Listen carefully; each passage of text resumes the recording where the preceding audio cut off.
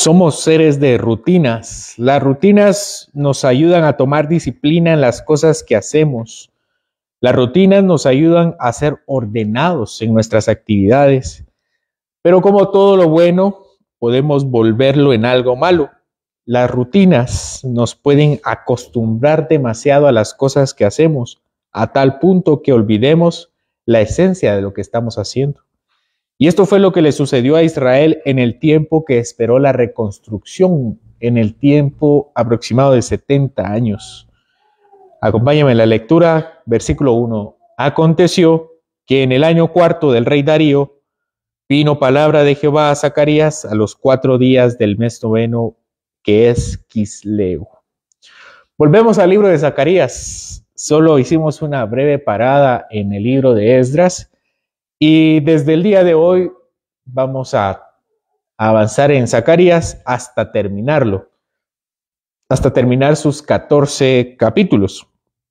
Además de la profecía que estamos leyendo hoy, ya no hay fechas en las profecías en las que se enuncian este libro.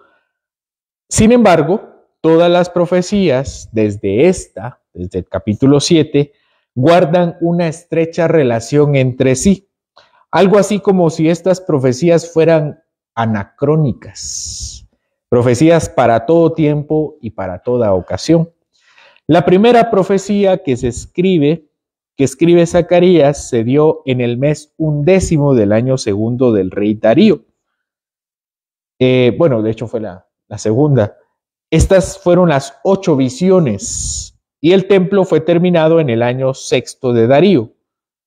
Entonces, desde el año segundo hasta el año sexto hay más o menos 4 o 5 años. Vamos entonces a regresar 2 años desde la construcción del templo de Jerusalén. Para situarlos en el tiempo, las 8 visiones fueron dadas en el año segundo de Darío. Y el templo se terminó en el año sexto. Entonces, desde que vimos las 8 visiones, el domingo antepasado, hasta el domingo pasado que vimos que terminaron el templo, hay más o menos 4 o 5 años. Y ahora vamos a regresar 2 años, al año cuarto de Darío. 2 años. Vamos a regresar 2 años. Porque esta profecía que estamos leyendo en el capítulo 7, hasta que se terminan, parecen una serie de profecías que se dieron durante ese tiempo y un poco posterior a ellas, que vale la pena tomarlas como un todo. Leamos otra vez, capítulo 7. Aconteció que en el año cuarto del rey Darío vino palabra de Jehová a Zacarías a los 4 días del mes noveno, que es Quisleu, cuando el pueblo de Betel había enviado a Sarecer con Regemmelech y sus hombres a implorar el favor de Jehová y hablar a los sacerdotes que estaban en la casa de Jehová de los ejércitos, a los profetas diciendo, lloraremos en el mes quinto, haremos abstinencia como hemos hecho ya algunos años.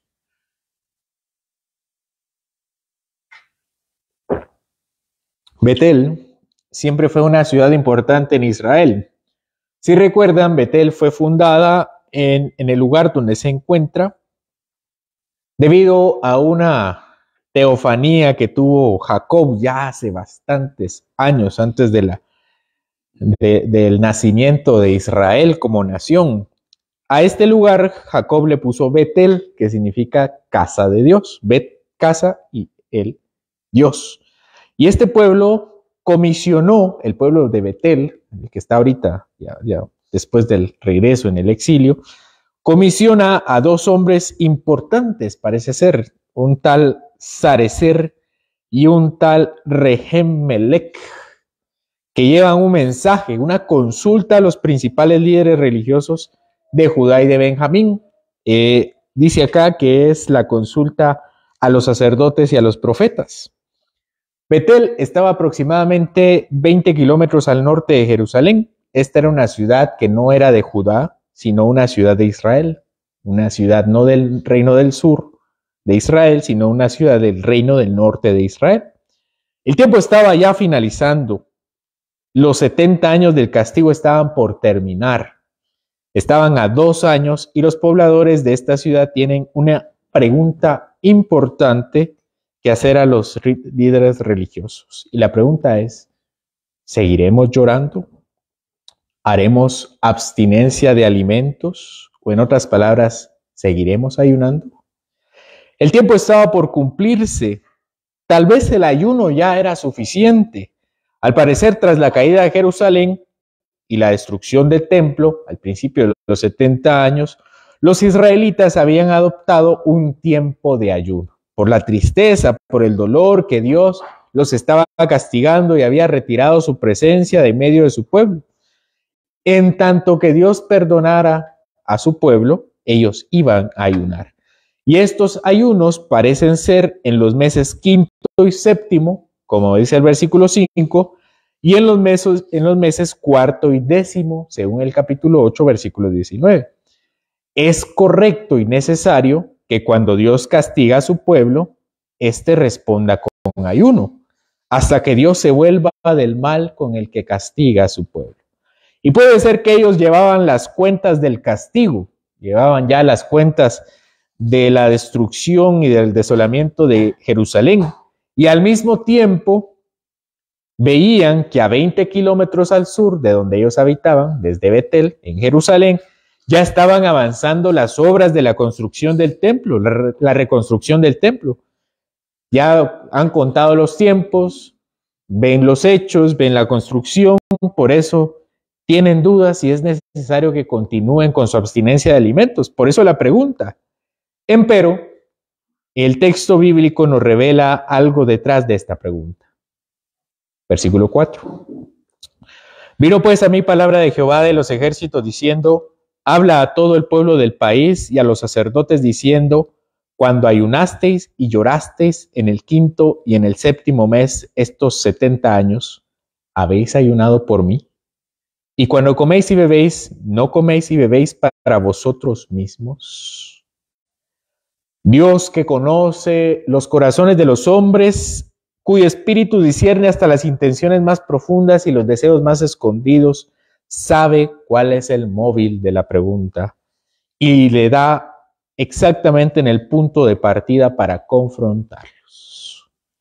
Antes de responder si deben o no deben seguir ayunando, yo les pregunto, ¿por quién estaban ayunando? ¿Por quién comían? La respuesta para las dos preguntas es, tú ayunabas para ti y tú comías para ti. Aquí el Espíritu está diciendo algo así como, no importa si quieres seguir ayunando o si quieres seguir comiendo, porque igualmente ayunabas y comías para ti. Nuestra cultura hace relativamente poco tiempo adoptó esa misma actitud.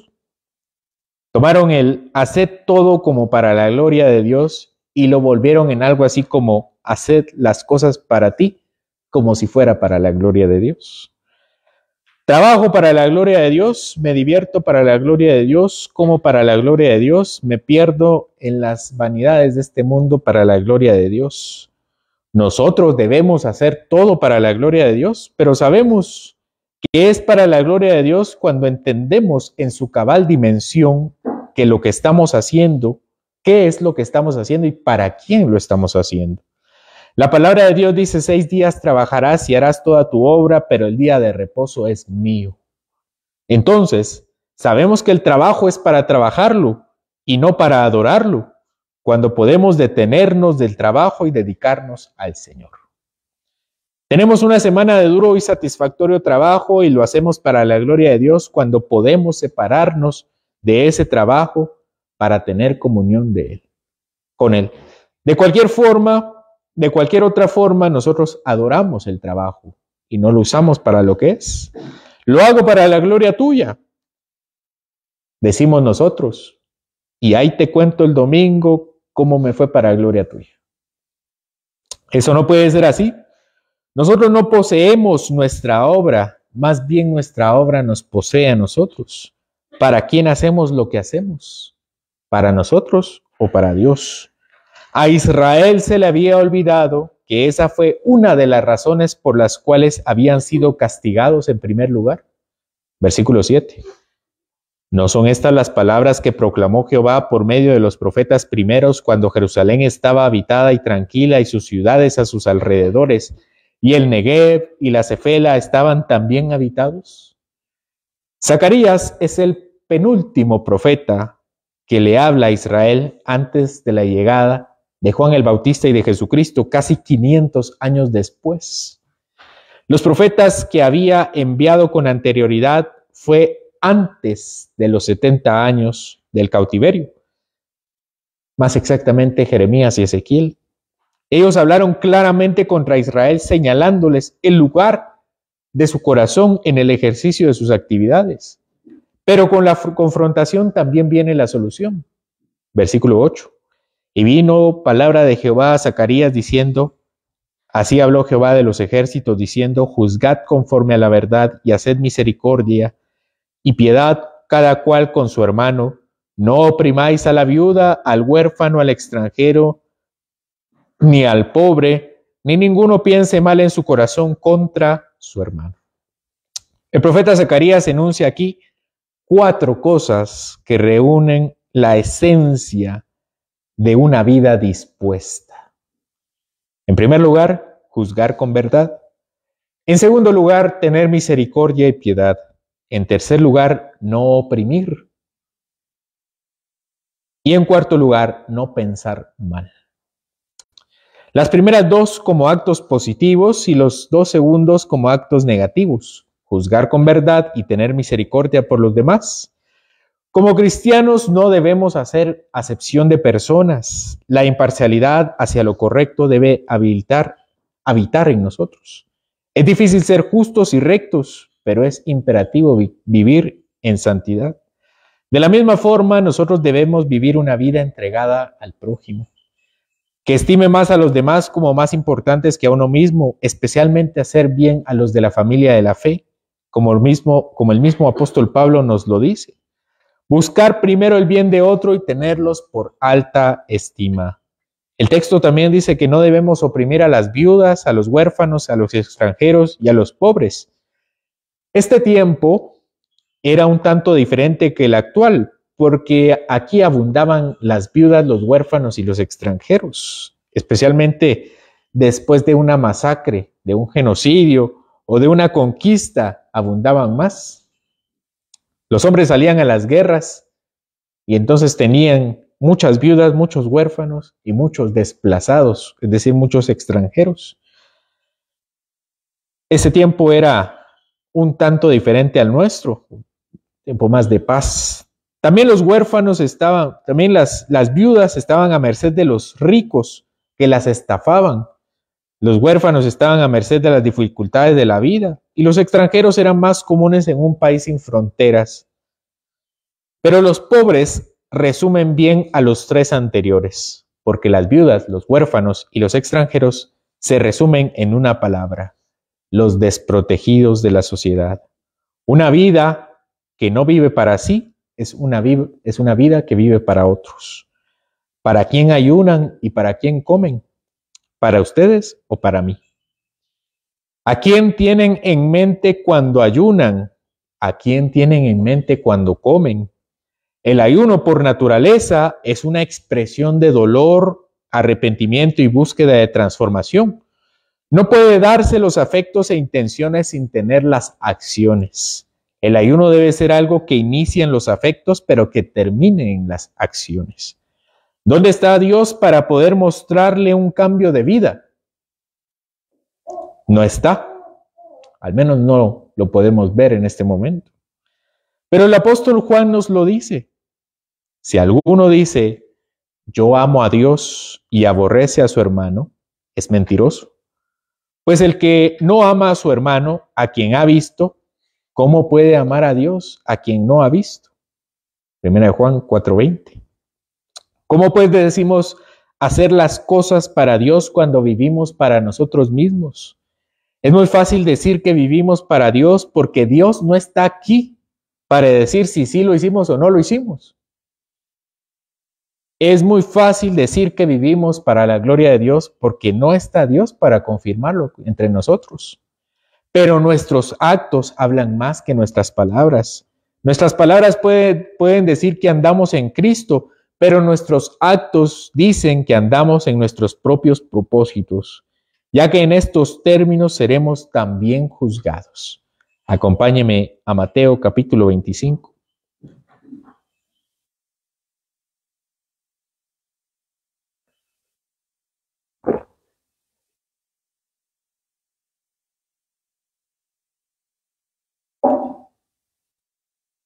Versículo 32. Y serán reunidas delante de él todas las naciones y apartará los unos de los otros como aparta el pastor las ovejas de los cabritos. Y pondrá las ovejas a su derecha y los cabritos a su izquierda. Entonces el rey dirá a los de su derecha: venid benditos de mi Padre, heredad del reino preparado para vosotros desde la fundación del mundo. Porque tuve hambre y me disteis de comer, tuve sed y me disteis de beber.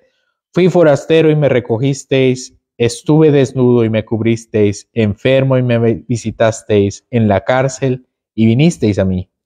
Entonces los justos le responderán diciendo: Señor, ¿cuándo te vimos hambriento y te sustentamos, o sediento y te dimos de beber? ¿Y cuándo te dimos forastero y te recogimos, o desnudo y te cubrimos? ¿O cuándo te vimos enfermo o en la cárcel y vinimos a ti? Respondiendo el rey les dirá: de cierto os digo que en cuanto lo hicisteis a uno de mis hermanos más pequeños, a mí me lo hicisteis. Entonces dirá también a los de su izquierda, a los de la izquierda: apartaos de mí, malditos, al fuego eterno preparado para el diablo y sus ángeles.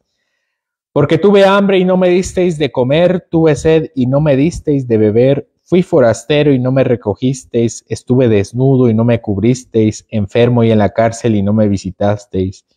Entonces también ellos le responderán diciendo: Señor, ¿cuándo te vimos hambriento, sediento, forastero, desnudo, enfermo o en la cárcel y no te servimos? Entonces le responderá diciendo: de cierto os digo que en cuanto no lo hicisteis a uno de estos más pequeños, tampoco a mí me lo hicisteis. E irán estos al castigo eterno y los justos a la vida eterna. Y es que aquí no hay margen de error, porque nuestras obras hablan más que nuestra boca y nuestras acciones dicen más que nuestras palabras. Y para nosotros que estamos viviendo hoy, esto es una seria advertencia, que no puede parecerlo porque aún hay tiempo en esta tierra. Pero este tiempo se acaba porque o seremos dejados a nuestro propio destino, o seremos llevados por Dios al fuego de la prueba, donde nos obliguen a dejar de vivir para nosotros mismos. No esperemos a que esto suceda para que seamos transformados. El profeta nos invita a meditar en el pasado antes de sufrir la reprensión de Dios. Volvamos a Zacarías, capítulo 7, versículo 11. Pero no quisieron escuchar, antes volvieron la espalda y taparon sus oídos para no oír, y pusieron su corazón como diamante para no oír la ley ni las palabras que Jehová de los ejércitos enviaba por su espíritu, por medio de los profetas primeros. Vino por tanto gran enojo de parte de Jehová de los ejércitos, y aconteció que así como él clamó y no escucharon, también ellos clamaron y yo no escuché, dice Jehová de los ejércitos, sino que los esparcí con torbellino por todas las naciones que ellos no conocían, y la tierra fue desolada tras ellos, sin quedar quien fuese ni viniese, pues convirtieron en desierto la tierra deseable. No querer escuchar aquí no es un problema auditivo, sino un corazón duro como diamante. Es la rebeldía de quien pelea contra Dios, contra el Dios de los ejércitos, y nadie puede vencer al Dios de los ejércitos. Hubo ya un pueblo primero que recibió a los profetas primeros, pero que fue rebelde. No seamos nosotros imitadores de ellos, que tenemos a los profetas posteriores y primeros en sus palabras escritas. No rechacemos las palabras del Espíritu, puesto que fue Él quien las dijo y las envió por sus mensajeros.